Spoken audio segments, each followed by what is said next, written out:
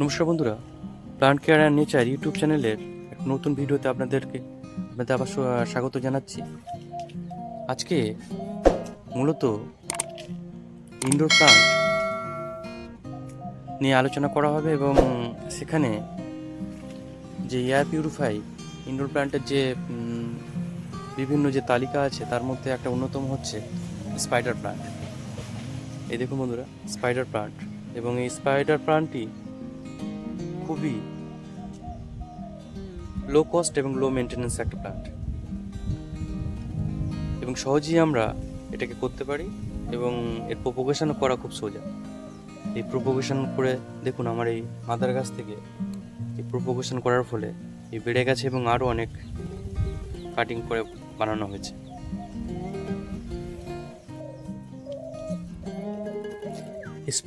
Spider plant, এটি বৈজ্ঞানিক নাম হচ্ছে ক্লোরোফাইটাম কোমোসাম, এবং এটি অ্যাসপারাগেসি পরিবারের একটা চিরহরিৎ ভেষজ উদ্ভিদ, এবং এটা বহু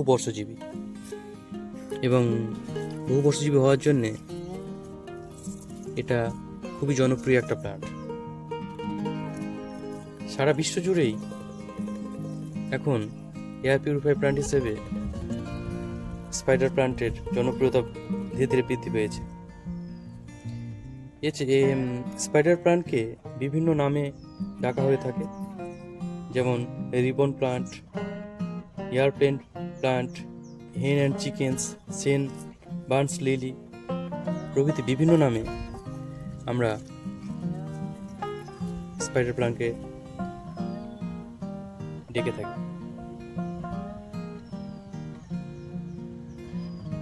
স্পাইডার প্লান্ট মূলত দক্ষিণ আফ্রিকা এবং তারা আশেপাশের অঞ্চলের হলেও এখন সারা বিশ্বে কিন্তু গৃহসজ্জায় ও ইনডোর প্লান্ট হিসেবে এটি যথেষ্ট ব্যবহার হচ্ছে।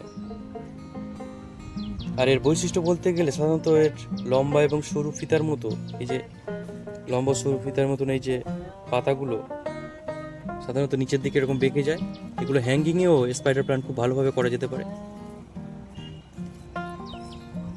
আর এর লম্বা ডাঁটার ডগাতে ছোট ছোট ফুল ফোটে এবং পরবর্তীতে সেখান থেকে আমাদের যে কাটিং প্রোপোগেশন সেগুলো করা যেতে পারে। এই যে এখানে আছে দেখুন, আমার যে মাদার প্লান্ট আছে সেখানে আছে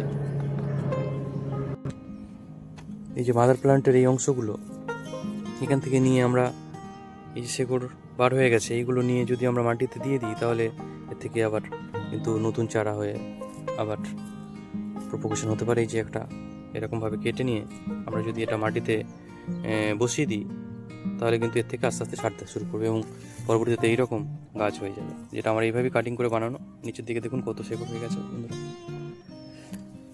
আরও বানানো আছে এদিকে, একসঙ্গে দুটো তিনটে করে দেওয়া আছে। এবং এর প্রোপোগেশন সাধারণত বর্ষাকালে খুব ভালো হয় এবং সেই সময় এর প্রোপোগেশন করলে ভালো। নাসা